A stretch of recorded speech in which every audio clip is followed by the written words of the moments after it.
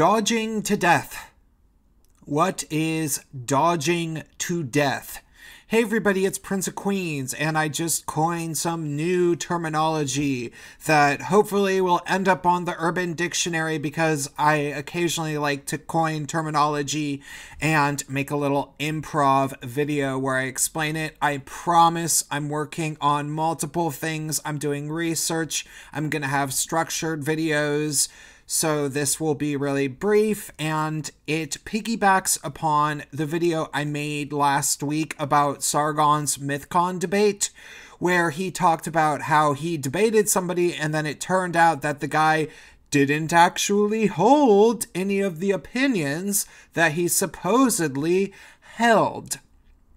And I think that happens a lot. I think that it's happened a lot in recent years. And I think that it's going to happen more and more as people are forced to actually have rational conversations. Because 4 years ago, I would say, 2014, 2015, most of the time when you would have a conversation about intersectional feminism or anything like that, it would end when the person would say, oh, well, you're just saying that because of your privilege. Check your privilege. It's not my job to educate you. The end. And that was it. And they could finish conversations like that. Not only would they say that, they would have 10 of their friends to echo that sentiment on Facebook. It usually wouldn't end up in doxing, but you might lose a few friends and they would call you a racist on social media. I don't think that they ever really called you it in real life, but that was what would happen. It did create this climate of fear. Well, turns out that they were wrong about literally everything, and if you kept arguing with them, if you never let them break your spirit, you were right the whole time. And you went to places like YouTube. Some of you people were like me, and you started channels and got better and better and better at refining your arguments. And now some of those people who claimed to support feminism, who claimed to support intersectionality, are finally realizing that they have to actually have the conversation.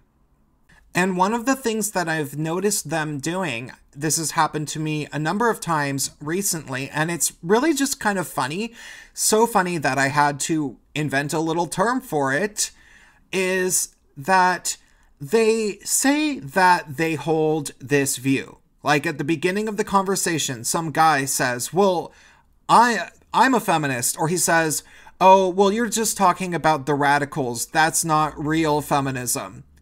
And so you bring up an example of a non-radical being crazy, or citing actual crazy feminist laws, like the fact that men can get arrested when they are literally being attacked with a weapon by their wives.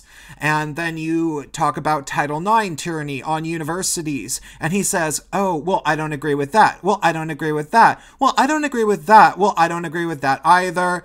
And by process of elimination, it gets to be the point where he essentially says that he doesn't agree with feminism at all. And then you're like, so why are you a feminist? And then he says, oh, well, I'm not a feminist. And you're like, I could have sworn that at the beginning of this conversation, you sort of said that you were. And then he says, no, I'm just saying that what you said at the beginning was a straw man and it wasn't real feminism. But I'm not a feminist. And you're like, oh, but I thought that at the beginning, I thought the entire premise of this conversation was predicated on the notion that you were going to defend feminism because you're presumably a feminist. And the guy's like, no. And it's like, okay, you can go ahead and go to class, go to sleep, go to dinner, do whatever else you were going to do in between Facebook, Twitter, arguing or something. And so that interaction, I think that we should call that dodging to death.